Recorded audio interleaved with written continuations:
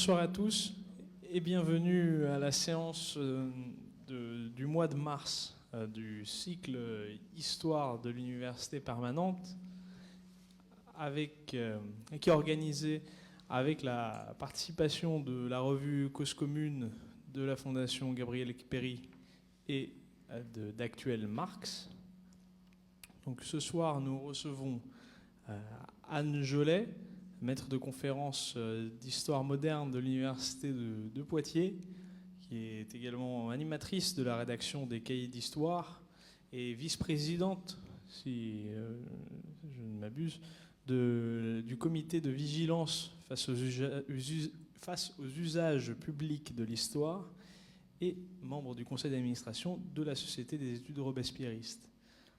Alors, Anne Jolet a fait sa thèse sous la direction de Michel Vauvel sur la terre et la société dans la région d'Amboise de la fin de l'Ancien Régime, d'Amboise, de l'Ancien Régime à l'Empire, et a publié cette thèse en livre aux éditions du CTHS en 2000, ainsi qu'un autre livre de Révolte et Révolution, publié en 2005 chez Atlante avec Marie-Karine Schaub, et a dirigé en 2007 le numéro La prise de parole politique, source des conflits, régulateur des conflits, donc des cahiers du Géricault. Ce soir, Anne Jolet va nous parler du rôle des femmes en Révolution, durant la Révolution française, un rôle qui est souvent minoré dans l'historiographie, et on espère qu'elle va nous apporter ici toute la voix des femmes durant cette période. Merci beaucoup, Anne Jolet, d'être venue, et je vous laisse tout de suite la parole. Merci. Bien, merci aux organisateurs de leur invitation. Attention, hop là. C'est bon, je m'occupe du reste. Bon, alors tous, vous avez déjà entendu parler de beaucoup de choses sur la Révolution française. J'espère donc que ça va pas trop se répéter, ce que je vais dire par rapport à ce que vous avez entendu et que j'ai écouté moi aussi un petit peu. La question des femmes, bon, on est dans un contexte peut-être particulièrement favorable pour en parler, dans la mesure où il y a eu cette année particulièrement beaucoup de mobilisation autour des femmes, et en particulier j'avais relevé dans l'actualité, qui est aussi une actualité pour les historiens et les historiennes, un colloque qui a été organisé pour le 8 mars à Oxford et qui s'appelait « Thanks for typing wives, daughters and mothers and other women », ce qui veut dire merci d'avoir tapé, d'avoir fait la dactylo. Donc merci aux femmes, aux sœurs, aux mères, etc.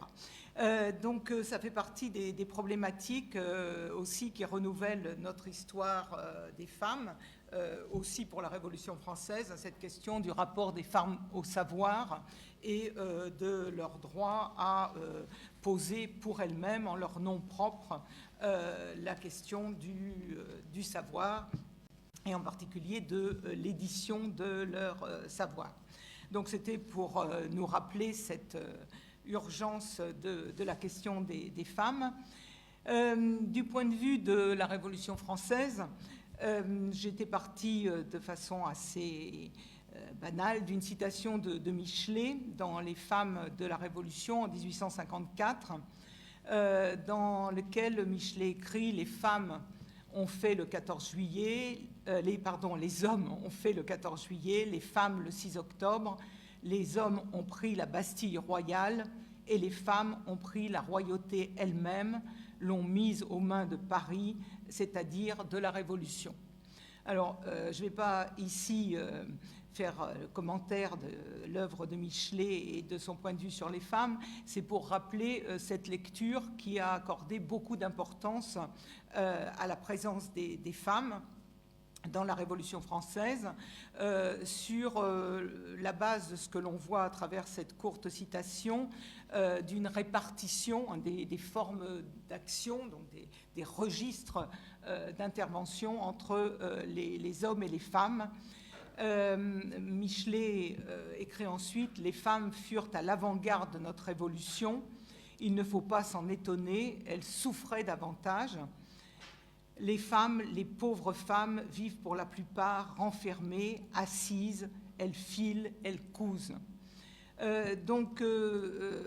Introduction avec Michelet pour à la fois poser cette question de l'avant-garde. Est-ce que les femmes sont à l'avant-garde de la Révolution française, ou au moins quel rôle y jouent-elles? Y jouent-elles un rôle de moteur et un rôle spécifique?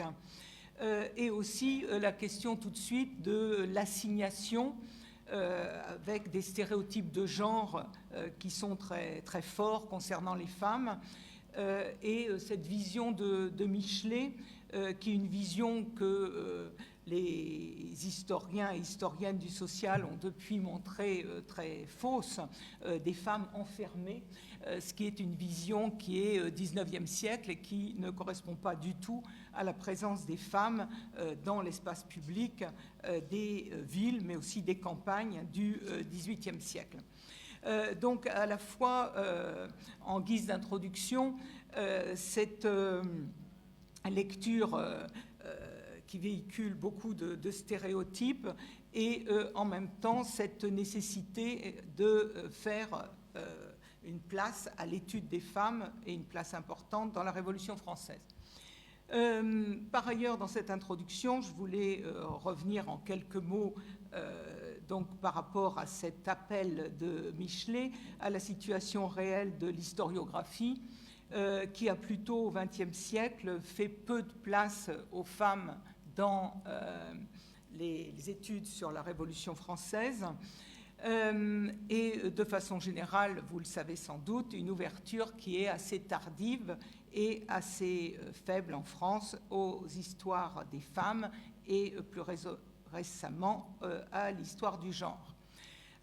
Néanmoins, je voulais saluer, en particulier parce que l'on est ici, le travail militant et notamment la production des éditions sociales dans le domaine de l'histoire des femmes et de la Révolution française dès les années 1960, avec la publication d'une étude notamment de Marie Serrati, le Club des citoyennes républicaines révolutionnaires, avec beaucoup d'extraits de textes, qui a été donc une des premières publications à faire lire les textes de ce club féminin de l'an 2, et de 1793, et signaler aussi une autre production qui avait été coordonnée par Albert Soboul, Les femmes dans la Révolution française, qui est un ensemble de documents avec, vous l'avez peut-être vu, une pochette d'affiches. Ça date des années 1980 et qui était un effort important des éditions sociales pour faire connaître ces textes de femmes et faire donc connaître l'histoire de la Révolution française au féminin. Donc, pour dire que nous nous inscrivons dans une histoire qui n'est pas tout à fait récente, donc, puisque tout ça, ça a une cinquantaine d'années ou une quarantaine d'années. Pour dire que depuis, les études se sont multipliées avec de très nombreux colloques autour notamment du bicentenaire.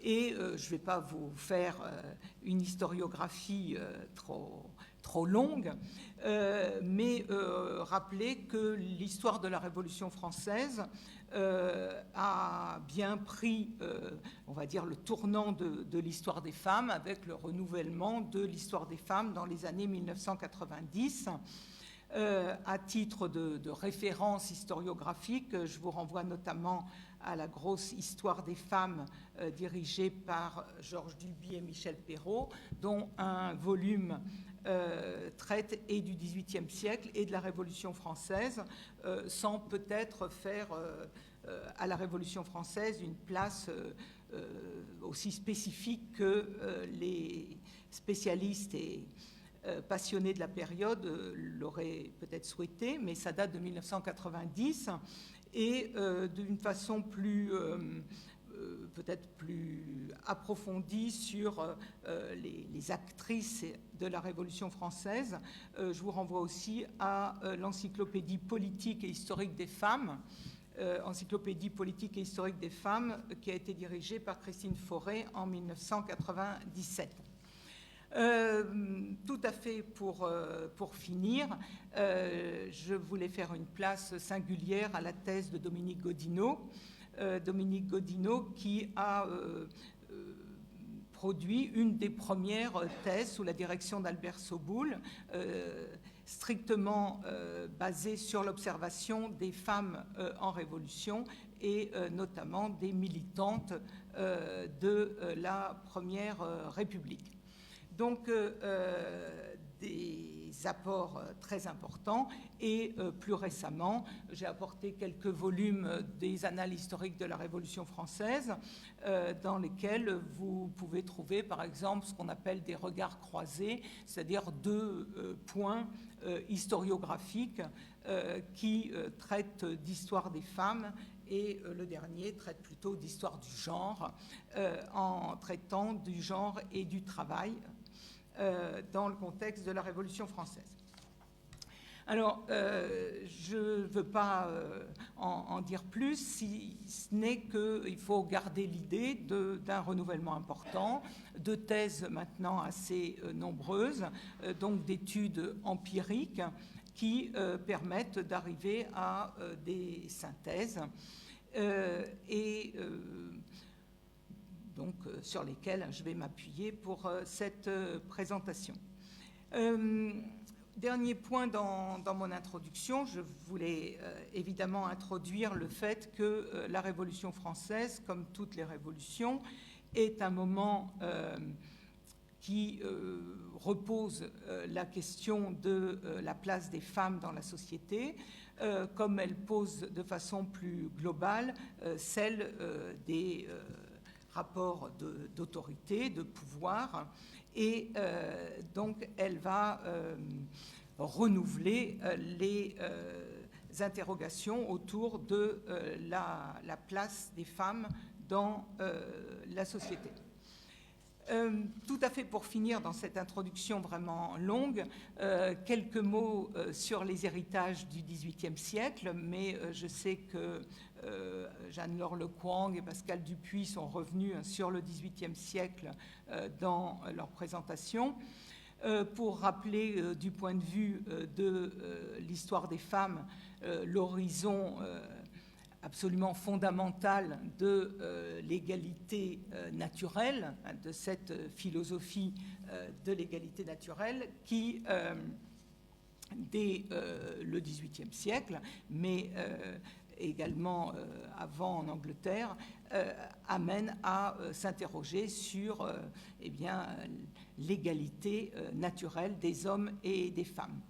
Je voulais dire aussi pour cet horizon culturel, dire quelques mots sur toutes les réflexions sur le mariage au XVIIIe siècle et sur la question de l'autorité dans la famille, renvoyée à Diderot, donc à ces mises en cause de la soumission au père de famille, par exemple dans son roman La religieuse. Et bon, on peut citer d'autres auteurs, notamment Choderlos de Laclos et ses liaisons dangereuses, qui remettent en cause l'ordre des sexes et insistent aussi sur, surtout chez Choderlos, la nécessaire liberté sexuelle comme élément de la liberté des individus. Dernier point peut-être dans ces généralités, quelques mots sur l'importance de l'éducation, puisque la question des femmes est très étroitement liée à celle de l'éducation, avec cette idée fondamentale que si les femmes ne sont pas réellement égales aux hommes, c'est qu'elles sont mal éduquées. Et on le retrouve de façon réitérative au XVIIIe siècle et pendant la Révolution française. Je vous rappelle par exemple ce concours de l'Académie de Châlons en 1783 qui posait la question: quels seraient les meilleurs moyens de perfectionner l'éducation des femmes? Et c'est notamment Laclos avait envoyé une proposition de réponse à cette question et s'était lancé dans un traité de l'éducation des femmes. Donc les révolutionnaires sont des hommes et des femmes qui, en grande partie, sont traversés par cet horizon culturel. Et c'est avec ce bagage culturel qu'ils vont être acteurs en révolution. Donc dans un premier point, oui, sur le XVIIIe siècle, je voulais aussi dire quelques mots sur l'importance des femmes qui a marqué le XVIIIe dans de très nombreux domaines, que ce soit celui des savoirs, des femmes comme traductrices, comme enseignantes, mais avec des nouveaux métiers qui permettent aux femmes une forme d'émancipation financière, d'indépendance. Et aussi, je voulais rappeler l'importance des émotions, donc de ces mouvements sociaux très nombreux dans le XVIIIe siècle, mais je sais que mes collègues vous ont largement parlé de l'apport de notre collègue sur la France rébellionnaire de Jean Nicolas, et donc ça fait partie maintenant de notre horizon partagé. Alors dans un premier point, je vais dire quelques mots sur l'intervention des femmes dans la construction de la société nouvelle. Donc, si on veut, de façon plus banale, chronologiquement, parler plutôt du début de la Révolution, et insister sur la diversité de leurs actions et aussi les limites des effets produits par leurs interventions sociopolitiques.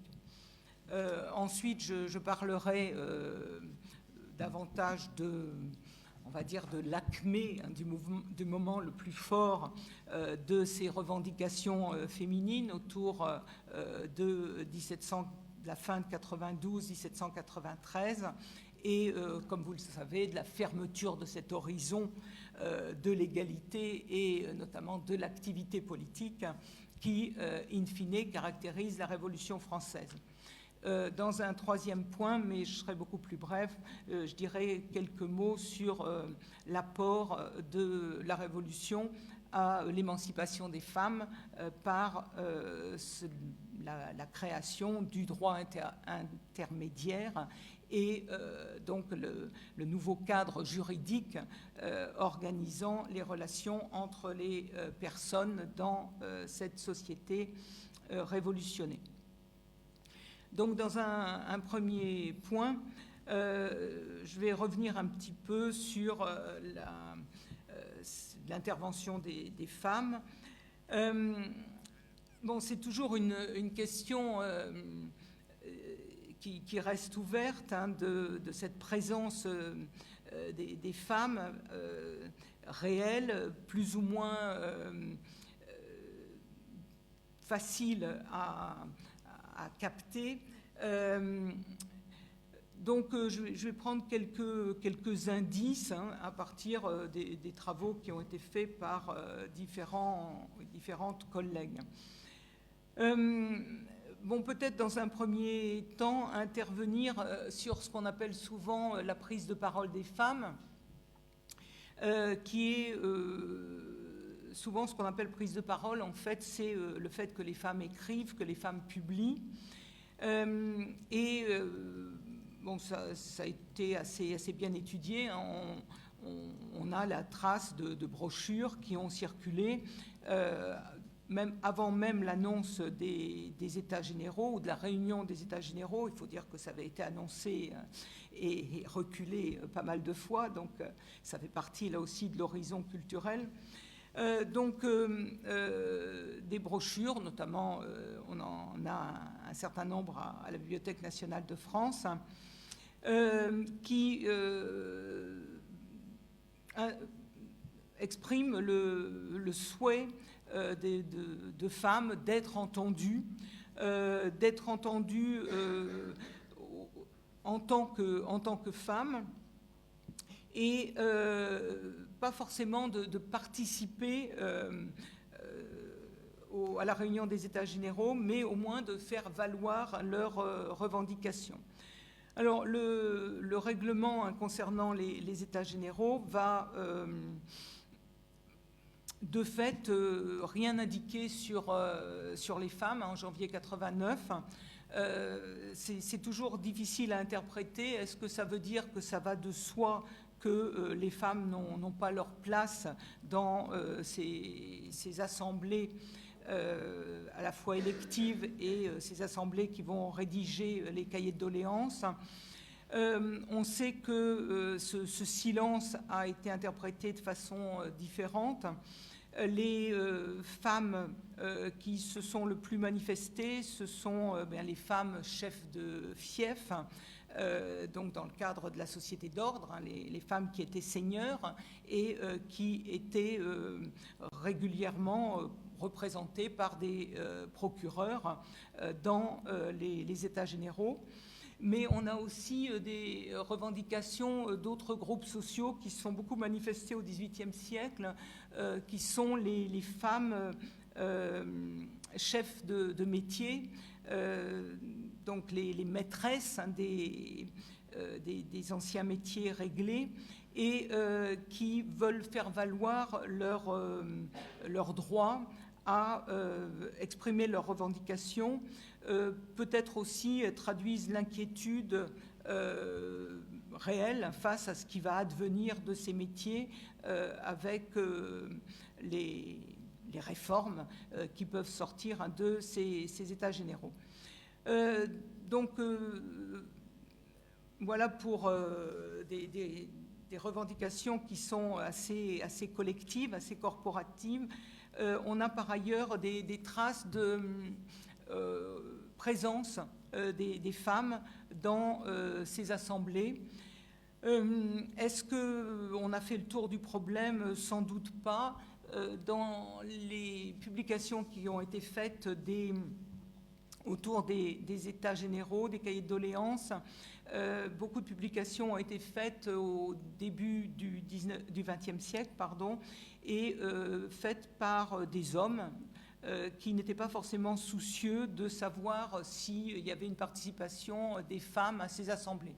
Donc on a parfois la trace dans les publications, mais l'étude exhaustive de ces présences ou de ces revendications de présence des femmes n'est pas faite, je pense, à ce jour. On a, par exemple, j'avais noté, je ne sais plus chez quel auteur, nous signale une petite paroisse dans l'Angoumois, l'Angoumois étant un pôle de résistance à pas mal de choses, où les femmes ont voté à l'Assemblée primaire. Donc on en a la trace dans les archives. Dans d'autres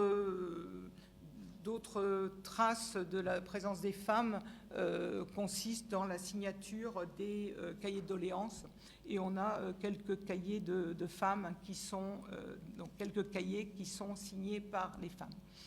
Alors cela est assez minoritaire, mais sans doute mériterait d'être réinterrogé.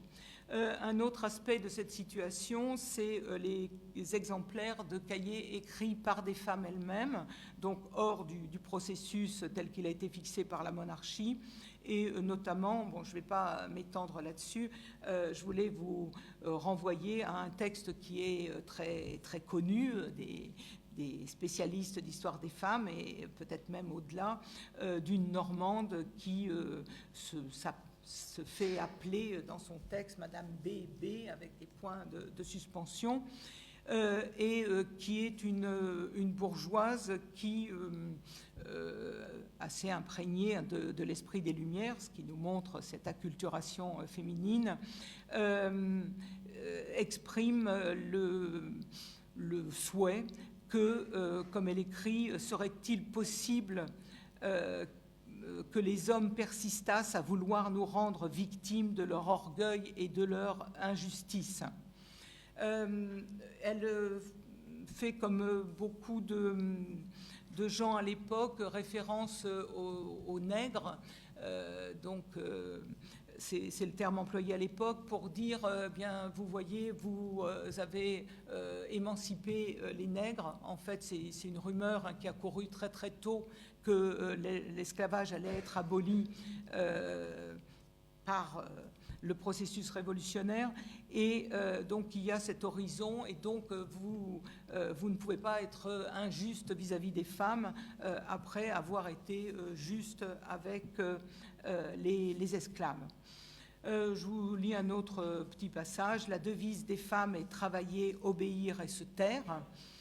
Voilà certes un système digne des siècles d'ignorance où les plus forts ont fait les lois et puni les plus faibles, mais dont aujourd'hui la lumière et la raison ont démontré l'absurdité. Alors c'est intéressant parce que ce sont des arguments que l'on retrouve très, très souvent au XVIIIe siècle sur cette idée que l'injustice dans la société est basée sur le fait que les lois sont liées à la violence. Donc on retrouve cette imprégnation rousseauiste, mais auparavant chez les philosophes anglais et chez les révoltés anglais du XVIIe siècle, on a les mêmes expressions. Donc des textes qui peuvent paraître aller assez loin dans le refus d'une situation d'inégalité, en même temps avec très rapidement beaucoup de prudence quand il s'agit des questions politiques, et notamment de la possibilité pour les femmes d'accéder au gouvernement. Et on verra que c'est une question qui revient constamment.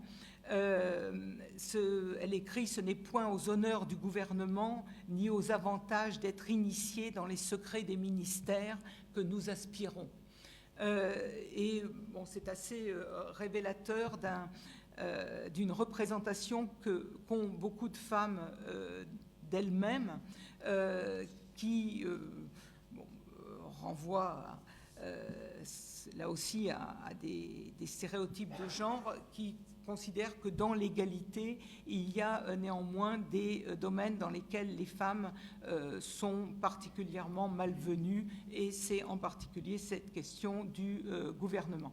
Alors, ce texte est assez important parce qu'on sait qu'il a circulé. Si vous voulez le lire sous une autre version, par exemple, notre collègue Claude Guyon, qui a un site sur la Révolution, publie le texte d'une Charentaise aussi, qui l'a recopié. Et qui n'a d'ailleurs même pas changé à la fin la référence aux Cauchoises, mais ça nous montre que ça a circulé à travers le royaume, et qu'il y a donc bien un horizon national qui se construit ou se renforce à travers cette circulation, y compris par ces textes écrits et publiés par des femmes. Je vais ensuite passer à quelques mots sur le début de la Révolution elle-même. Et je voulais signaler que l'Assemblée donc des États généraux devenue Assemblée constituante, Assemblée nationale puis Assemblée constituante, quand elle commence à délibérer à l'automne 1789 sur les questions de l'organisation politique du nouvel espace, du nouveau royaume, n'aborde pas la question du droit des femmes et encore moins de l'éligibilité des femmes dans ces débats. Quelqu'un, par exemple, comme Robespierre, qui, avant la Révolution, a parfois abordé la question des femmes, et notamment pour reprocher à Louis XIV d'avoir pas ouvert l'Académie française aux femmes, ne va jamais revenir dans les débats de la Révolution sur la question des femmes. Et vous connaissez sans doute bien les arguments qu'il utilise pour plaider donc, dans cet automne 89 contre le suffrage censitaire en s'appuyant sur la déclaration des droits de l'homme du 26 août 89, en montrant qu'il y a une contradiction entre le fait de proclamer que les hommes naissent et ne meurent libres et égaux en droit et le fait de donner à certains la possibilité de contribuer à la réalisation des lois et pas à d'autres. Mais cette logique n'est pas ouverte à la question du droit de vote des femmes. Alors, donc, dans l'Assemblée, aucun débat. Par contre, il y a quelques brochures de femmes qui circulent. J'ai pris là quelques mots de l'une de ces brochures dans lesquelles on retrouve des schémas de pensée que j'ai évoqués tout à l'heure, du genre « Nous voulons bien laisser aux hommes la valeur, le génie, mais nous leur disputerons toujours le dangereux et précieux don de la sensibilité ». Donc, à la fois une affirmation d'une présence dans l'espace public, d'une volonté d'être entendu, mais d'être entendu dans le cadre toujours d'une situation qui est spécifique et de qualités qui sont spécifiques aux femmes. Dernier point, donc ici je m'appuie sur un texte qui s'appelle « Motion adressée à l'Assemblée nationale en faveur du sexe ». Donc le sexe, à l'époque, c'est le sexe féminin. Je vous en lis un passage. « Cependant, il ne s'agit point, messieurs, de vous priver de cette supériorité que vous tenez des lois et non de la nature. » Donc ça, c'est bien admis pour toutes ces femmes qui écrivent. Et il n'y a pas d'inégalité de nature, mais il s'agit d'une construction sociale. On retrouve bien le rousseauisme. Et il ne s'agit pas pour les femmes de priver les hommes de leur supériorité, mais de leur demander une place dans ce nouveau système social. Donc on voit que les formulations de l'égalité peuvent très bien se conjuguer avec une acceptation d'une forme d'inégalité dans, en tout cas, l'accès à la sphère politique. Alors, par rapport à ces textes, je vais faire référence à deux autres textes, et je vais essayer peut-être d'aller un peu plus vite, notamment le texte de Condorcet, qui est bien connu, que Condorcet fait imprimer en juillet 1790 dans le journal de la Société de 1789. Donc il ne s'agit pas d'une voix de femme, mais il s'agit d'une voix d'homme qui a déjà écrit sur cette question de l'égalité des femmes, y compris de l'égalité des femmes dans la cité. Donc ce qu'on va appeler la politique. Et donc, Condorcet, ici, s'inscrit dans le débat qui se prolonge autour de la question du droit de vote. Donc, il s'agit bien d'un texte qui n'est pas un texte que de théorie politique, mais un texte dans un contexte de débat qu'au moins Condorcet cherche à ouvrir.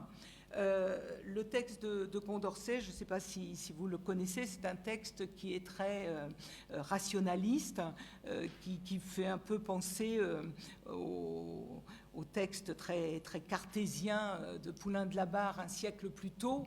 Il y a une rigueur du raisonnement qui doit amener à considérer que l'inégalité des hommes et des femmes ne peut pas être rationnelle et qu'elle n'est pas cohérente avec la théorie des droits naturels. Donc de ce texte, j'avais pris quelques extraits, mais je crois que je me suis laissée enthousiasmer parce que j'aime beaucoup ce type de raisonnement très, très construit, très, très rationnel. Et Condorcet essaie justement de lutter contre la philosophie très, très répandue à l'époque des naturalistes, donc de cette idée qu'il y a évidemment de l'égalité, mais des différences telles dans l'égalité qu'elles expliquent que les femmes ne puissent pas avoir accès au droit de cité. Donc je vais essayer de choisir la meilleure de ces citations. Par exemple, pour vous donner une idée du type de raisonnement, pour que cette exclusion donc, des femmes ne fût pas un acte de tyrannie, il faudrait ou prouver que les droits naturels des femmes ne sont pas absolument les mêmes que ceux des hommes, ou montrer qu'elles ne sont pas capables de les exercer. Donc montrer que les droits naturels ne sont pas absolument les mêmes, ça c'est absolument impossible. Montrer qu'elles ne sont pas capables de les exercer, ça ouvre un débat, puisque c'est souvent ce qui est mis en avant. Et Condorcet, d'une façon qui n'est pas forcément extrêmement subtile, dit mais les femmes, c'est vrai qu'elles attendent des enfants, puisque c'est souvent ce qui est mis en avant pour expliquer le fait que les femmes ne sont pas suffisamment solides et notamment ne peuvent pas être constantes dans l'action, ce qui fait qu'on ne peut pas leur confier de responsabilité. Merci. Et donc, il compare ça à la situation des hommes qui ont de la goutte, je regrette de vous le rappeler, ça arrive parfois, mais en vieillissant, pendant l'hiver, et qui donc sont à certains moments aussi indisposés. Voilà. Donc, après, vous pourrez critiquer l'argument de Condorcet, ou des gens qui s'enrhument facilement l'hiver. Mais c'est lui, hein. Donc je n'ai pas honte de le répéter. Voilà, et il compte avec ça essayer de remporter la victoire sur ceux qui donc considèrent que les femmes étant tellement indisposées, on ne peut pas leur confier des charges lourdes. Ensuite, vous connaissez, il y a toujours l'argument historique, évidemment, il y a la grande Catherine de Russie, etc., qui montre que des femmes peuvent être extrêmement solides et faire face dans des situations de très grande responsabilité. Donc, il démonte ces différents arguments, il va jusqu'à... par exemple, on dit que les femmes, elles s'occupent de choses futiles, notamment elles s'occupent de leur peau, mais pensez à Démosthène qui, lui, s'occupait de la façon dont il devait poser ses bras pour être un orateur brillant. Est-ce que ça n'est pas aussi futile? Bon, c'est les arguments de Condorcet, on pourra les discuter. En tout cas, il argumente d'une façon très serrée sur ces différents... arguments qui sont opposés au fait de donner aux femmes une place dans la cité. Mais à la fin de son texte, en dépit de tout cet acharnement à montrer qu'il n'y a donc pas dans la nature d'empêchement pour les femmes, il finit par dire que, eh bien, il est quand même plus naturel à l'homme, à la femme, de mener une vie plus retirée, plus domestique, tout en admettant que c'est notre société qui nous a habitués à cela. Alors, second grand texte donc je vais vraiment rester à des textes emblématiques que je veux un petit peu opposer, c'est le texte d'Olympe de Gouges. Bon, il faut parler d'Olympe de Gouges aujourd'hui, même si les hommes de la Révolution française lui attribuaient beaucoup moins d'importance que nous aujourd'hui. Et ça, c'est une vraie interrogation pour nous en historiens. Olympe de Gouges, elle a une position sociale très différente de celle de Condorcet, ce qui fait quand même l'importance du texte de Condorcet, c'est que Condorcet, c'est un grand savant, hein. C'est une autorité, c'est une autorité des Lumières, c'est aussi un homme puissant par sa situation sociale. Olympe de Gouges, elle n'est pas ça du tout, c'est aussi peut-être une des caractéristiques de ces femmes que l'on va trouver très, très fortement engagées dans la défense des femmes, c'est que souvent leur situation sociale n'est pas une situation sociale extrêmement solide dans les normes de l'époque. Olympe, vous la connaissez peut-être un peu, hein, c'est une fille d'artisan, convaincue qu'elle est fille d'un noble, et donc fille illégitime de son père. Et c'est une femme qui est profondément habitée par cette question à la fois d'une forme de distinction aristocratique et en même temps de ce scandale du sort qui est fait aux enfants bâtards dans la société ancienne.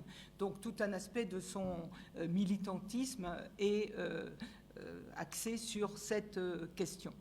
À propos d'Olympe de Gouges, donc dans ces textes, cette fois deux femmes, évidemment, je voulais quand même vous rappeler cette fameuse déclaration des droits de la femme et de la citoyenne, qu'elle fait imprimer comme une brochure, donc elle n'a pas le même accès à la presse, en 1791. Donc là aussi, c'est un texte de circonstance. Elle le publie en 1791, en septembre 91, c'est-à-dire au moment où l'Assemblée constituante va se séparer. Et elle propose à l'Assemblée législative qui va se réunir de acter cette déclaration des droits. Et donc, elle pense qu'il y a là un moment d'ouverture dont elle va pouvoir faire bénéficier les femmes. Cette déclaration des droits, elle va connaître en dépit de son très très petit tirage, un réel rayonnement, parce qu'elle a un effet de scandale. Parce qu'Olympe de Gouges est tout de même un petit peu connue, parce c'est une femme de théâtre, parce qu'elle a écrit déjà beaucoup dans le contexte de la Révolution, des pamphlets, des projets de réforme sociale. Donc, sur ce texte, c'est un texte qui est très, très incisif. Il y a une introduction qui est assez agressive sur les rapports des hommes aux femmes.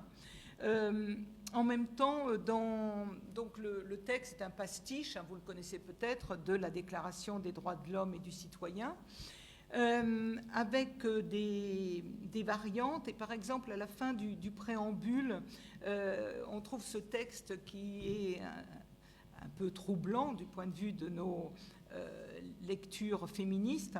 Elle écrit: en conséquence, le sexe supérieur en beauté comme en courage, dans les souffrances maternelles, reconnaît et déclare, en présence et sous les auspices de l'être suprême, donc vous connaissez le préambule de la Déclaration des droits de 1789, les droits suivants de la femme et de la citoyenne. Alors, pourquoi cette parenthèse qui ne s'imposait pas, le sexe supérieur en beauté?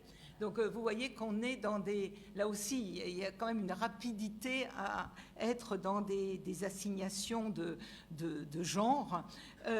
Et la beauté et aussi le courage, hein, qui est une vertu qui est très souvent conférée aux femmes. Et aussi cette importance de la maternité comme quelque chose qui est véritablement spécifique aux femmes. Ici, explique leur courage, mais comme on l'a vu tout à l'heure, peut aussi être vu comme un handicap pour la vie dans la société. Ce texte donc, est défalqué de la Déclaration des droits, avec un certain nombre de moments où le texte est mis homme et remplacé par femme, et puis d'autres moments où il est évoqué, où la tournure, c'est la femme et l'homme. Et il s'agit d'insister sur le fait qu'il s'agit bien de la même société, de citoyens qui sont tous égaux devant la loi. Alors, elle insiste beaucoup, notamment sur le fait que les femmes ne doivent pas, c'est une idée qu'ont beaucoup de femmes, enfin au moins des femmes qui parlent, que les femmes ne sont pas forcément prêtes à supporter toutes les vicissitudes qui vont leur incomber si elles sont véritablement égales des hommes. Donc il faudra qu'elles renoncent à certains, entre guillemets, privilèges liés peut-être justement à leur beauté, et que donc elle insiste beaucoup là-dessus, hein, dans sa déclaration, que les femmes pourront accéder à toutes les charges, bon, ce qui est dans la Déclaration des droits de l'homme, mais aussi elles auront toute la sévérité de la loi contre elles. Et il faudra qu'elles acceptent cette soumission à la loi.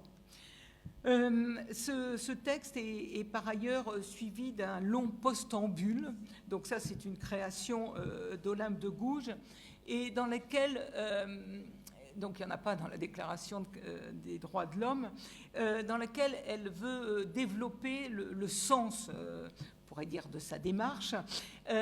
Ça commence par « Femme, réveille-toi », donc c'est vraiment une interpellation militante. Et là aussi, elle commence par dénoncer le sort qui est fait aux femmes. Bon, elle est bien consciente du fait que beaucoup de femmes ne la suivent pas dans ses revendications, et elle insiste, comme dans beaucoup de discours, y compris de femmes et d'hommes aussi, hein, sur le fait que la situation de dominer des femmes les amène à faire usage de la ruse, à dissimuler. C'est encore des propos que l'on trouve parfois à propos des femmes, elles ne sont pas franches.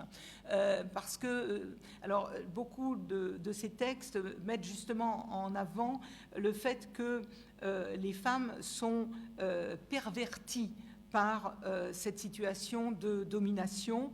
Ce qui est en cause aussi, c'est le mariage. Les femmes sont perverties parce que, comme elles sont obligées de se marier, elles font de mauvais mariages. Elle écrit, notamment, elle était bien placée pour le savoir, elle qui avait été mariée très jeune, mais avait eu la chance d'être veuve également jeune. Mais c'est quand même, quand on a un petit peu d'argent, la grande chance des femmes dans la société ancienne. Le mariage est le tombeau de la confiance et de l'amour. Donc, sur cette base-là, dans son postambule, elle propose aussi un contrat de mariage. Donc, en ce sens, elle fait vraiment acte de citoyenne intervenant dans la sphère politique. Elle propose un texte, un « nous », « N » et « N », mus par notre propre volonté, nous unissons, etc. Et dans ce texte, elle insiste sur le partage de la fortune et aussi, bien sûr, le fait que cette union peut s'interrompre. Elle fait d'autres propositions qui ont été... que l'on retrouve aussi dans d'autres textes, notamment sur la situation des veuves, justement, avec l'idée qu'il faut que les législateurs comprennent cette situation très difficile des femmes seules, hein, des filles, comme on dit à l'époque, et des veuves. Et prévoit, elle a toujours eu ce genre d'idées, des formes de redistribution pour aider, une indemnité proportionnelle. Alors là, c'est une indemnité proportionnelle à la fortune pour les hommes qui auront abandonné les femmes. Elle propose aussi des mesures sur ce qu'on appelle les femmes publiques, hein, les prostituées, qui jouent un rôle très important dans l'image des femmes, et toutes les femmes qui s'expriment pour revendiquer l'égalité, et notamment l'égalité dans le domaine civique, sont très contrariées de cette existence des nombreuses prostituées. Donc elle propose que les prostituées soient retirées dans un quartier à part pour éviter que justement elles contribuent à peut-être à pervertir globalement les mœurs, mais aussi à diffuser cette mauvaise image de la femme. Alors, ce texte est un texte tout à fait passionnant que vous retrouverez facilement en ligne. Hein. Il est en ligne sur Gallica, sur le site de la BNF, et puis dans de tas d'autres formats. Pour finir là-dessus, la revendication de l'âme de Gouges n'est pas sans ambiguïté, et notamment on lui reprochera beaucoup de l'avoir destinée à la reine, en s'appuyant sur une forme de connivence féminine et sur un ton qui est quand même assez autoritaire, hein, en voulant faire comprendre à Marie-Antoinette qu'elle doit réellement se ranger du côté de la Révolution et notamment soutenir les femmes dans leurs revendications. Alors, dans cette première partie, donc je suis vraiment très en retard, je voulais dire aussi quelques mots, mais je vais aller beaucoup plus vite, hein, sur l'omniprésence des femmes. Alors, c'est des choses qui ont été bien étudiées d'une façon qui est un petit peu peut-être dispersée, avec beaucoup d'études de terrain sur la présence des femmes dans de multiples manifestations dans l'espace public. De façon générale, donc contrairement à ce que dit Michelet, les femmes sont beaucoup dans l'espace public. De façon générale, on vit beaucoup, hein, dans la rue au XVIIIe siècle, et particulièrement les femmes qui font des petits métiers et aussi qui sont les pourvoyeuses de l'alimentation des foyers. Donc les femmes circulent beaucoup, on sait qu'elles jouent un rôle important dans la diffusion des rumeurs. Et je ne vais pas passer en revue, hein, les différentes formes de présence des femmes. On sait qu'elles sont, par exemple, nombreuses à Versailles autour de l'Assemblée. On a de nombreux témoignages, hein, par les correspondances, par les journaux aussi. Après, avec les limites de ces témoignages, sachant qu'on peut voir beaucoup de femmes alors que il y en a parfois pas tant que ça, hein, c'est des questions d'appréciation. Je vais juste développer, donc on sait qu'elles sont présentes lors du 14 juillet et notamment de l'événement qui est très important, de l'attaque sur les barrières, donc dans ces attaques contre les lieux du fisc. Je vais juste dire un mot sur leur importance dans les journées d'octobre, hein, du 5-6 octobre, parce que Michelet, justement, en fait le grand mouvement des femmes, mais de fait, c'est une une journée qui est initiée par les femmes qui se rassemblent devant l'hôtel de ville de Paris et qui elles-mêmes sollicitent des hommes. Donc on retrouve cette relation de genre. Elle-même cherche des armes, des piques, mais elle sollicite notamment les anciens combattants de la Bastille pour les accompagner à Versailles et pour aller parler au roi. Donc c'est un cortège sans doute d'au moins 4000 femmes et quelques centaines d'hommes. Donc il s'agit bien d'une manifestation massive de femmes. La façon dont ce rassemblement féminin s'est constitué est assez complexe à reconstituer. Ce que je vais dire pour finir, c'est que les autorités, à la suite de ces événements, vont chercher des responsables et notamment vont décider qu'il y aura parmi les femmes, qu'il y a eu parmi les femmes 2 femmes considérées comme les meneuses de l'événement. La procédure criminelle donc, du Châtelet qui est mise en place va désigner une femme qui est bien connue de l'opinion publique de l'époque et de la police aussi, qui s'appelle Anne-Joseph Théroigne, que l'on a retenue sous le nom de Théroigne de Méricourt.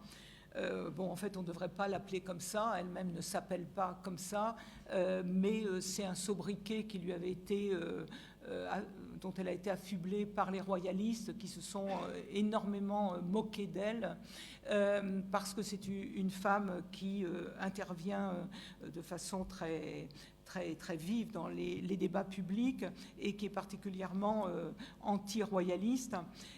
Donc cette fameuse, donc elle s'appelle Anne-Joseph Théroigne, qui est originaire du Luxembourg, mais peu importe, et va être désignée comme une des animatrices du mouvement, ainsi qu'une autre qui s'appelle Reine Audu, qui est déjà bien connue à l'époque pour son rôle dans les événements parisiens. Et donc Théroigne de Méricourt, elle va fuir Paris pour ne pas être emprisonnée, mais Renée-Louise Audu va être incarcérée et va rester en prison à peu près 2 ans. Donc, à la fois pour montrer que pour le pouvoir, il faut réprimer sévèrement les femmes qui participent à ces attroupements, et aussi donc insister sur la réalité de la répression, y compris contre les femmes, parce qu'on dit souvent il y a beaucoup de femmes parce que les femmes étaient moins sévèrement jugées, etc. Elles peuvent l'être aussi, sévèrement jugées, et puis d'autre part montrer comment le pouvoir a besoin de boucs émissaires, alors que tous les témoignages que l'on a de femmes qui étaient présentes dans cette manifestation ne désignent pas d'organisatrices, de meneuses de ce mouvement. Donc une très forte présence des femmes. Bon, on pourrait prendre d'autres épisodes de cette inquiétude des femmes qui les rend très faciles à mobiliser, où elles se mobilisent elles-mêmes facilement dans des moments de très grande tension sociale, comme la Révolution les renouvelle constamment, hein, c'est ce qui fait que l'on reste en révolution. Par exemple, alors ici on n'est peut-être pas dans la tension sociale, mais j'aurais pu parler de la mobilisation des femmes qui a été très remarquée autour du 14 juillet 1790, de la fête de la Fédération. Là, au contraire, unanimisme et présence des femmes qui rassure quant à cet unanimisme. mais j'aurais pu parler aussi de l'importance des femmes autour des mouvements pétitionnaires à plusieurs reprises, et en particulier autour du 14 juillet 1791, donc après la fuite du roi et son arrestation à Varennes, et le développement du mouvement républicain dans lequel les femmes sont très présentes. Pour finir sur cette période, donc sur ces femmes très présentes et en même temps marginalisées par la mise en place politique, évidemment, il faudrait parler des clubs, donc plus longuement que je vais le faire maintenant, de ces fameuses sociétés politiques qui se constituent à partir de l'automne 89 et encore plus en 1790. Ces sociétés, la plupart excluent les femmes, notamment les jacobins, ce qui fait que les femmes tentent, certaines, de créer leur propre société, des sociétés de femmes. Donc c'est le cas de cette fameuse Théroigne qui crée une société politique. C'est le cas aussi d'autres femmes, je vais passer, qui créent donc des sociétés de femmes, puisque les sociétés d'hommes excluent les femmes. J'aurais pu parler ici d'une autre femme, mais je ne vais pas trop introduire de figure, simplement pour dire peut-être que ces femmes qui s'engagent dans une vie politique active appartiennent à des groupes sociaux qui sont divers, hein, et elles représentent aussi une diversité des options politiques ou des sensibilités, on va dire, qui se développent dans ces années 90-91. Dire un mot aussi en réponse à cette exclusion des femmes, de la création de sociétés fraternelles, et notamment à Paris, de la Société fraternelle des deux sexes, qui est fondée en 1790.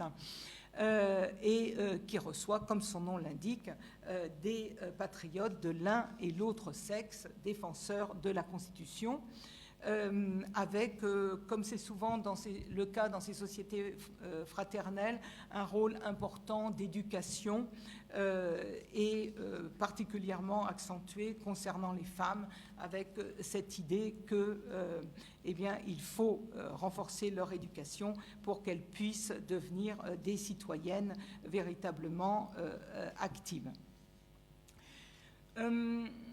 Je crois que là-dessus, je vais passer, peut-être avant de conclure, sur ces paradoxes ou ces contradictions, on peut dire, de ces militants patriotes. Je voulais revenir sur le fait que, par exemple, Théroigne de Méricourt, quand elle est... donc elle quitte la France pour se protéger, et puis elle a été enlevée au Luxembourg, donc dans son lieu d'origine, par des émigrés et expédiée en Autriche. Finalement, l'Assemblée va se soucier de favoriser, va négocier son retour. Donc ça fait partie d'une forme de reconnaissance, hein, de l'investissement politique, de l'engagement politique de cette femme dans la défense de la Révolution.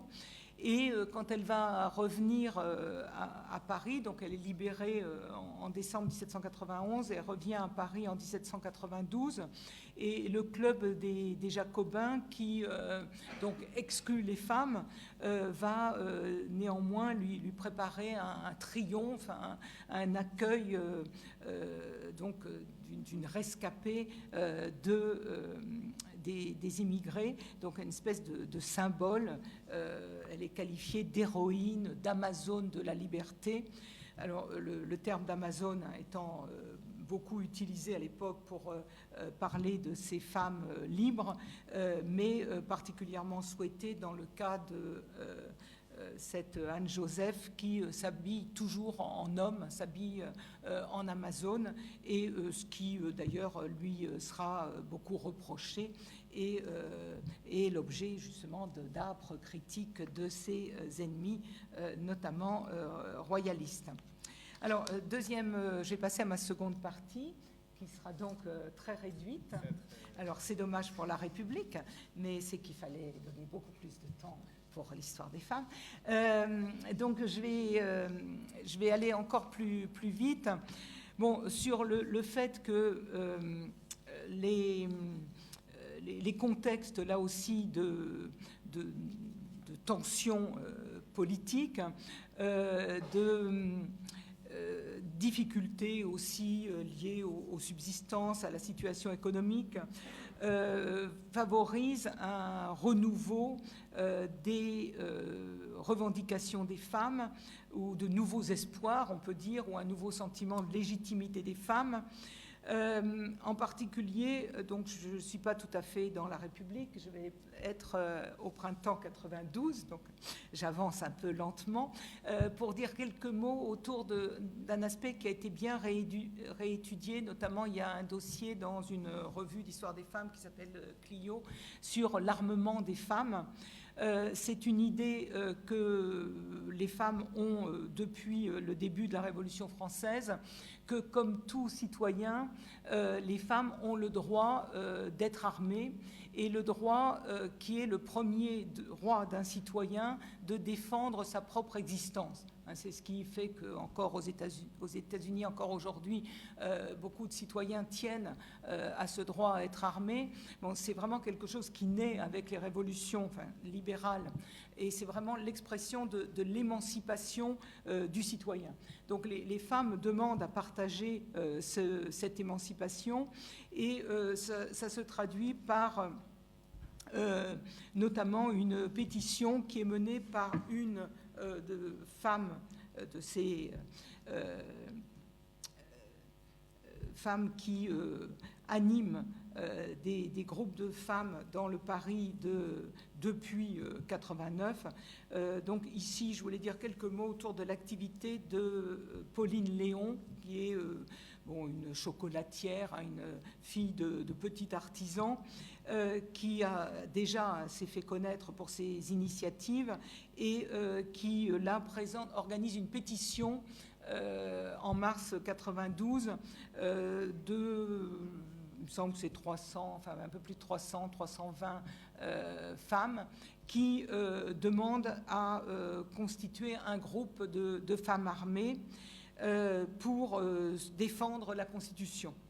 Alors, cette idée est aussi défendue par Théroigne, dont j'ai parlé tout à l'heure, avec l'idée d'une légion d'Amazones, que donc les femmes doivent, elles aussi, si je puis dire, payer de leur personne, mais en même temps assumer aussi leur propre défense dans un contexte qui est celui de la menace de guerre et finalement, à partir d'avril, de la guerre ouverte. Alors, donc, à partir de la guerre, il y a un phénomène important d'enrôlement des femmes, quitte à tricher et à se vêtir en hommes. Alors, leur présence, évidemment, reste toujours très minoritaire, mais en même temps, c'est un phénomène qui traduit une forme de culture qui valorise cet engagement militaire, qui peut-être a été trop effacé, notamment par le XIXe siècle, avec ce qui finalement restera de la Révolution française, qui est une virilisation de la société et une virilisation notamment de ce qui est combat armé, y compris pour défendre ici la République. Alors, je vais un petit peu plus vite. Un décret, je vous rassure tout de suite, d'avril 93 va interdire la participation des femmes sur les champs de bataille. Et un des des députés de l'époque parlent de troupeaux de femmes et de filles suivant l'armée, donc avec beaucoup de mépris, et il s'agit de reprendre, là aussi, de remettre de l'ordre.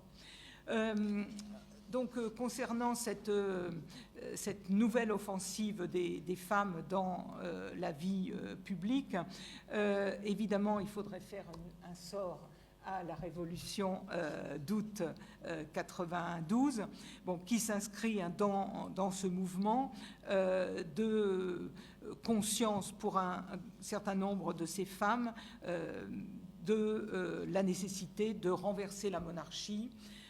Donc, ces femmes participent du mouvement républicain depuis 91, qui s'est beaucoup élargi, et certaines, notamment la fameuse reine Audu, prétend qu'elle a tué de sa main des soldats suisses donc dans l'attaque des Tuileries. Et en tout cas, un certain nombre de ces femmes vont être récompensées comme ayant été des combattantes, voilà, particulièrement remarquables dans cette offensive. Alors, je vais aller encore beaucoup plus vite pour dire quelques mots justement sur le grand moment de 93. Grand moment de 93, du printemps 93, qui se situe à la fois dans un contexte d'ouverture, de grand espoir, puisqu'il s'agit du moment de rédaction de la nouvelle Constitution et de la nouvelle, qui doit être une Constitution démocratique, et de la nouvelle Déclaration des droits. Et donc, il s'agit d'un moment d'opportunité nouvelle pour les femmes. Il s'agit aussi d'un moment de très grande tension politique autour de la façon de mener la guerre et d'opposition très vive à l'Assemblée entre, on va dire, pour aller vite, le courant jacobin, le courant montagnard et le courant girondin. Et dans ce contexte, des femmes vont particulièrement s'engager pour exiger des mesures de salut public, des mesures de contrôle des riches, des producteurs de grains, des marchands, donc faire pression sur l'Assemblée pour des mesures économiques et rejoindre un courant ou faire partie d'un courant qualifié d'enragé. Parmi ces femmes, eh bien, on retrouve Pauline Léon et une des créatrices, Pauline Léon et Claire Lacombe, qui sont les créatrices de la Société des Républicaines Révolutionnaires, donc un grand club de femmes qui sont à l'avant-garde de la transformation de la société dans le sens d'une égalité sociale qui passe par une surveillance notamment des marchands, mais aussi des élus.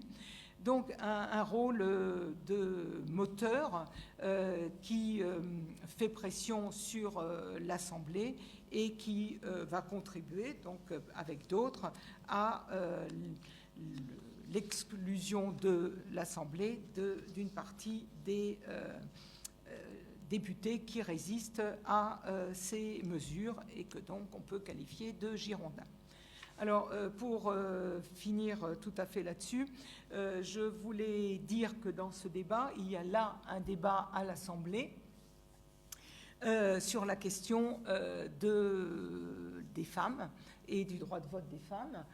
Donc, ce qui n'a pas eu lieu en 89-90 est présent en 93, avec notamment un texte, une très longue intervention d'un député qui a été très bien étudié par un de nos collègues qui s'appelle Jacques Guillaumou. Et ce député, c'est Guillaumard, ça s'écrit avec un Y, un Guillaumard.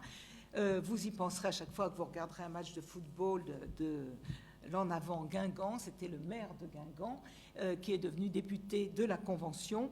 Et ce Guillaumard, qui est un personnage très très intéressant de la Révolution française, intervient dans le sens de l'égalité des droits politiques des hommes et des femmes, dans un discours qui est peut-être moins cadré que celui de Condorcet, mais qui tient compte de l'expérience en cours, en disant qu'on exagère la différence entre les hommes et les femmes, qu'il n'y a pas lieu de faire plus de différence du point de vue des sexes que l'on est en train d'en faire du point de vue de la couleur de la peau. On retrouve toujours ce parallèle avec la question de l'émancipation des Noirs dans les Antilles, et donc une affirmation d'une égalité des droits des femmes en politique. Alors, il écrit des choses, bon, je n'ai pas le temps de citer, voilà, sur ces 25 millions d'habitants qui comprennent les femmes, et de façon assez habile, il insiste sur le fait que dans la version libérale de la société de l'époque, il ne doit pas y avoir de corps intermédiaire. Et, il ne doit pas y avoir, et donc, s'il y a 25 millions d'habitants, il ne peut pas y avoir d'un côté des hommes ayant un statut et des femmes ayant un autre statut. Et donc, eh bien, les femmes doivent avoir un droit de cité. Je vous rassure quand même tout de suite, ce droit de cité est partiel, parce que toute la fin de son texte porte sur le fait que quand même il sera bien difficile de les amener jusqu'au niveau du gouvernement, mais par contre pour les assemblées primaires, il ne devrait pas y avoir de problème. Voilà, et donc, eh bien, vous n'aurez pas droit alors à la répression d'Amar, mais je vais le dire en conclusion.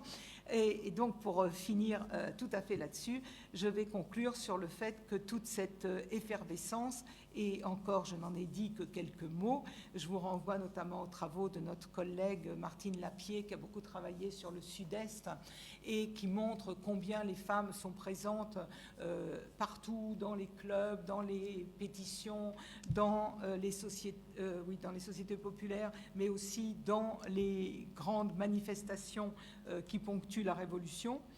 Et tout ça se referme avec cette offensive de l'automne 93, et notamment ce magnifique rapport du conventionnel Amar, qui par ailleurs est un très bon républicain et partisan de l'égalité, mais pas pour les femmes, et qui va demander donc au nom du comité de surveillance la fermeture des clubs féminins. Les femmes peuvent-elles exercer les droits politiques et prendre une part active dans les affaires du gouvernement? Peuvent-elles délibérer, réunir en association politique ou société populaire? Sur ces deux questions, le comité s'est décidé pour la négative, etc., avec des justifications que vous connaissez. Les femmes peuvent certes être dévouées, mais l'homme est fort, robuste, né avec une grande énergie, de l'audace, du courage. Il brave les périls, l'intempérie, etc. Il résiste à tous les éléments. Il est propre aux arts, etc. Et quel est le caractère de la femme? Eh bien, il faut qu'elle commence par éduquer des hommes, préparer l'esprit et le cœur des enfants aux vertus publiques. Donc je vais finir là-dessus, sur cette éternelle assignation des femmes à l'éducation des autres. Y compris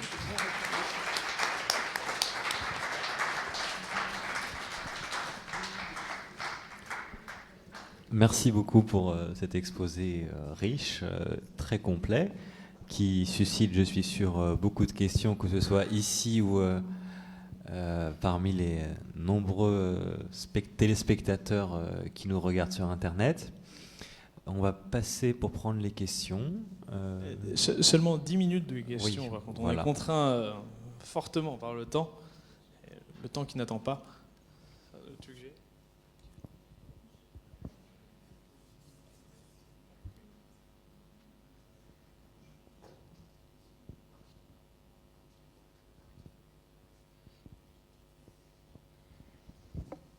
Merci beaucoup pour cet exposé. Je me demandais quel était le rôle des salons littéraires au XVIIIe siècle. Je suppose que c'est un large sujet qui était souvent tenu par des femmes. Est-ce qu'il y avait là déjà une certaine conscientisation où on posait déjà des problèmes sur la libération, entre guillemets, de la femme ? Oui, oui, c'est une très large question. Donc, volontairement, enfin, ma tendance est toujours de commencer très haut. Alors, je suis contente parce que vous me donnez raison, parce que si je ne m'étais réprimée, j'en aurais dit plus long sur le XVIIIe siècle. Évidemment, il y a beaucoup de choses qui changent au XVIIIe siècle, mais enfin, bon, les sociétés changent toujours. Oui, ces salons littéraires jouent un rôle, mais est-ce que c'est le rôle le plus important dans ce qui change au XVIIIe siècle ? Je ne pense pas. Je pense que le mouvement d'acculturation large des femmes, c'est-à-dire le développement de l'éducation des filles, est sans doute plus important, l'accès d'un nombre plus grand, enfin ça a été très bien étudié par certains de nos collègues, notamment Martine Sonnet sur l'éducation des filles, de mesurer quand l'investissement dans l'éducation augmente au XVIIIe siècle fortement et concerne des milieux sociaux de plus en plus larges, et plus ça augmente pour les garçons, plus ça augmente pour les filles. Les filles suivent toujours, c'est toujours un petit peu moins, mais on voit que la scolarité dure plus longtemps, elle est plus diversifiée, on apprend plus de choses, etc. Alors les salons s'inscrivent dans cette valorisation des savoirs. Oui, ça fait partie aussi, il joue un rôle dans la circulation des idées, donc dans des formes peut-être de diffusion au-delà des salons, justement, dans une opinion publique qui au XVIIIe prend une forme plus cohérente. On a dit que c'est la naissance de l'opinion publique, et l'opinion publique, ça prépare la vie politique. C'est-à-dire qu'il y a un espace public dans lequel se jouent des combats de valeurs, etc. Donc c'est peut-être plus aussi au niveau de l'importance des imprimés, de la diffusion des journaux, etc., qu'au niveau des salons eux-mêmes que je verrais ce mouvement, quoi. Oui, bonsoir. Je voudrais revenir sur Condorcet parce qu'il avait un projet éducatif, enfin il était pour le droit à l'instruction, et je pense qu'il admettait tout à fait l'égalité entre les hommes et les femmes pour le droit à l'instruction, mais c'est par rapport à d'autres projets, parce qu'il y avait eu plusieurs projets pendant la Révolution française, dont le projet de Saint-Fargeau, qui s'y oppose un peu, parce que lui représente plus l'aspect éducation nationale, plus officiel. C'est un noble qui a fini par virer sa cutie, enfin on m'a dit... C'était plutôt vers le peuple après, mais je voudrais que vous précisiez certaines choses sur l'attitude de Condorcet. Et le deuxième point que je voudrais aborder, c'est le terme de la galanterie qui est méprisé, enfin du moins prisé par la philosophie des Lumières par rapport au Xe siècle. C'est-à-dire que Louis XIV, on fait un système de cour, en fait, la galanterie est au sommet par rapport à la cour de Louis XIV. Au XVIIIe, c'est déprécié, en fait, d'après ce que j'ai entendu dire par rapport à la philosophie des Lumières. Et je voudrais savoir...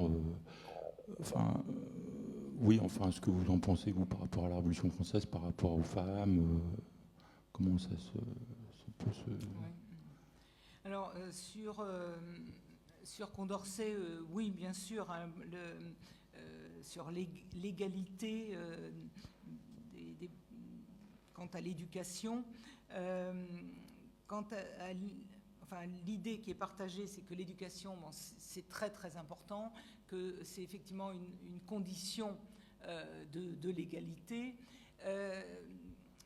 Avec chez Condorcet, effectivement plus que chez d'autres, l'idée qu'il n'y a pas de domaine dans lesquels les femmes seraient a priori moins compétentes ou des domaines dans lesquels il ne serait pas bon de les faire travailler. Par rapport au projet éducatif de Le Pelletier de Saint-Fargeau, là c'est vraiment très difficile de comparer. Saint-Fargeau, c'est un projet républicain dans un moment de très grande tension sur cette question de l'égalité. Comment est-ce qu'on va faire pour réellement arriver à l'égalité ? Et dans ce projet, je me souviens, je l'avais présenté il y a très longtemps à un colloque à Clermont. Et moi, je trouve j'avais trouvé qu'il y avait des aspects très, très intéressants. Et je me souviens que mon ami Philippe Bourdin avait été un peu effrayé du fait que je trouve un modèle aussi, notamment basé sur l'idée qui est importante et qui revient épisodiquement dans les révolutions, d'enlever les enfants à leur famille. Comment est-ce qu'on peut avoir des citoyens égaux s'ils sont formés dans des familles qui elles-mêmes ne vivent pas de la même façon, ne vont pas leur communiquer la même chose? Donc évidemment, il y a quelque chose qui risque d'aboutir à une forme d'uniformisation qu'on peut redouter, mais c'est ce qui a été pratiqué en partie dans les kibboutz, hein, ça revient épisodiquement. Comment est-ce qu'on fait pour réellement régénérer, créer un homme nouveau?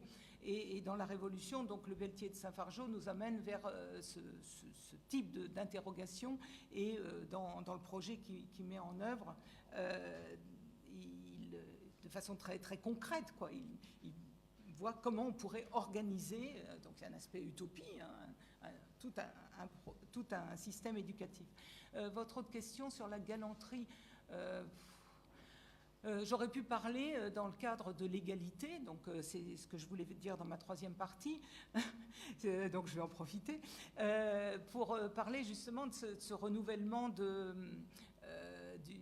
du droit civil qui postule une égalité, hein, des citoyens. Donc c'est bien citoyens et citoyennes, et effectivement dans ce cadre qui, à partir de la République, va se traduire aussi par le tutoiement, il n'y a pas de place pour des formes, on va dire, de coquetterie, de langage lié à la séduction.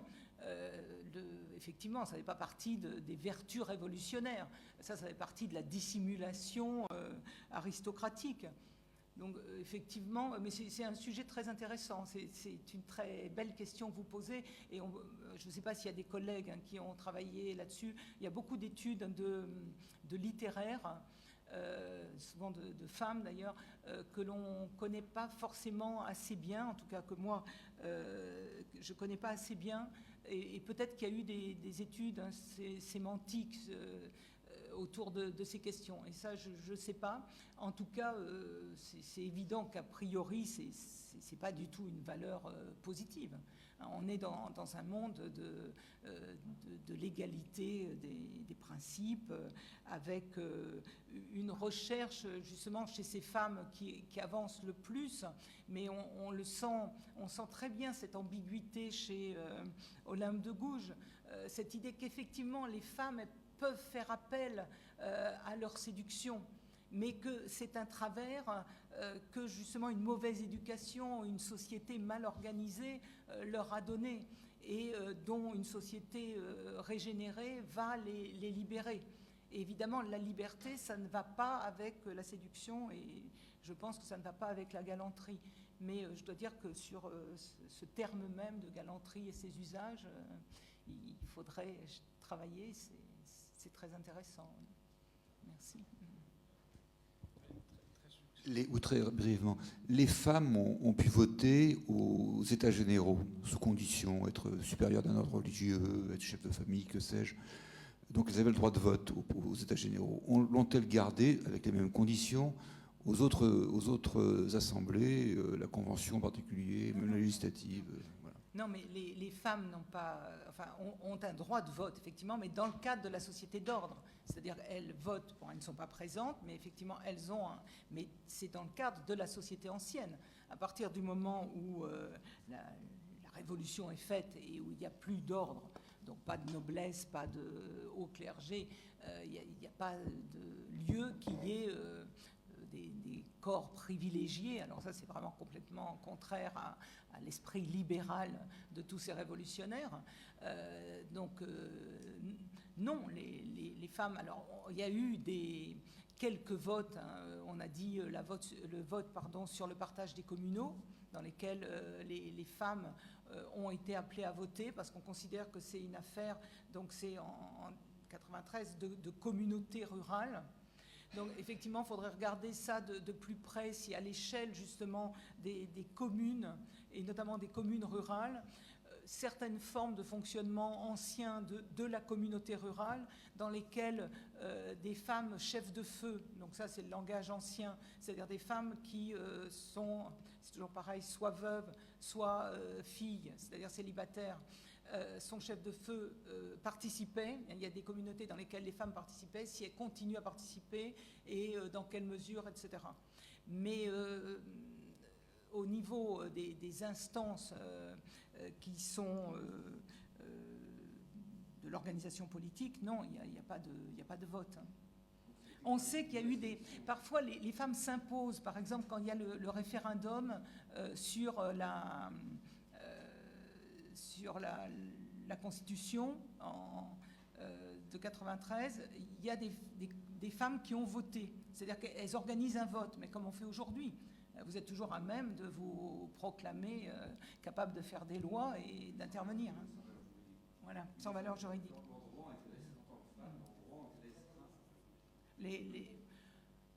Oui, alors les droits, on peut dire ça, les droits ont été restreints et la Révolution est une catastrophe de ce point de vue-là, hein, du point de vue de l'entrée des femmes en politique, effectivement, parce que ça a été un barrage terrible et qui va durer très longtemps. Ce que je voulais dire pour finir, c'est qu'il y a dans notamment la loi sur le divorce, mais aussi une émancipation civile des femmes, notamment la capacité économique des femmes hein, à signer des factures, etc., une émancipation qui est réelle dans la société révolutionnaire. Et le plus bel exemple, c'est les formes du divorce tel qu'il est institué par les révolutionnaires, avec ce divorce qui est totalement libre. À une époque, il suffit de 8 jours, je crois, pour pouvoir être déclaré divorcé, pour pouvoir se remarier. Bon, après, les délais vont être allongés, etc. Mais c'est quelque chose qui est quand même très, très important parce que ça en dit très long sur l'effet de la Révolution sur les mentalités.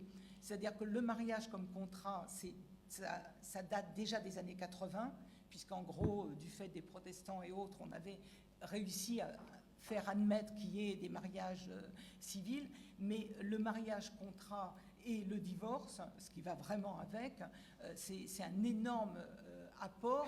Et là, dans les textes, l'égalité des hommes et des femmes, elle est absolument parfaite. Il n'y a aucune différence.